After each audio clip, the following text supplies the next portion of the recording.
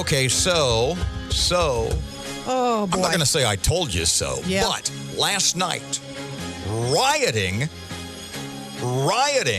in Portland and more anti-Trump. You know, they call it anti-Trump, but I'll be blunt with you. It's anti-American. Trump is just the latest symbol of their hatred for the United States. When you are burning American flags and you are spray painting "Capitalism Kills" Right. on whatever it is you can spray paint on, that's not anti-Trump. That's anti-America. And what I told you before, no matter what Hillary said, we need to work together. No matter what Obama said, peaceful transition. The people on the left, the radical left, the ones who hate America, and you can put whoever you want into that corral.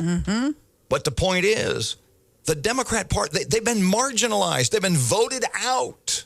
They've lost the executive branch. In the last election, they lost both houses of Congress. And if you think that they are just going to say, well, you know, we lost the election fair and square, so we're just going to fade into the background.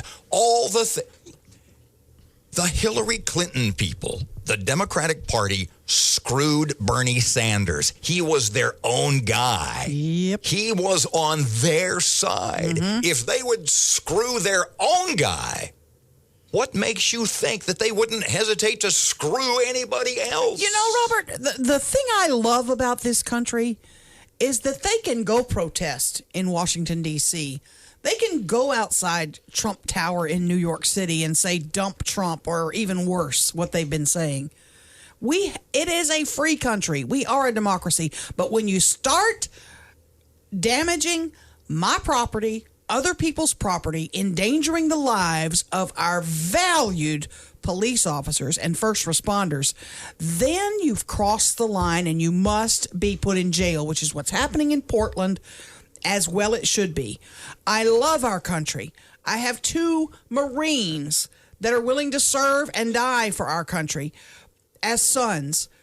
We all should fight and be willing to fight for the right to protest, but you have to do it the right way. As I mentioned to you yesterday, and this is going to be framed by the CNNs, the NBCs, see what happens because you voted for Trump? See, it's your fault, like they're telling you right now.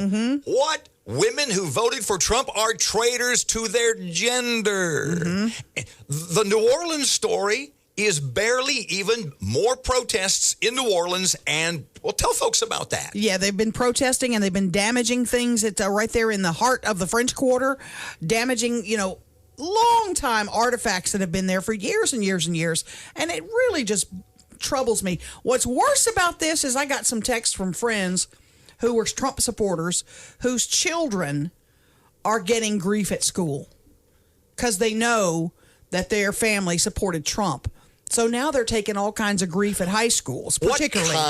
That's just wrong. You had the story. We had the story yesterday about the walkout because the protest at the high school in San Francisco, teachers included. What kind of brainwashing? Berkeley High School must be going on not only there. What kind of brainwashing, what kind of anti-American sentiments are being instilled into kids' minds? Not only at colleges, which are hotbeds of liberal insanity, but at high schools and middle schools and elementary schools. It's gotten insane. And the irony is that the people who are out there protesting, quote unquote, the election, the legitimate election of Donald Trump, are the same ones who 4, 5, 6 weeks ago were pillorying Trump for not saying that he, without question, would accept the results of the election.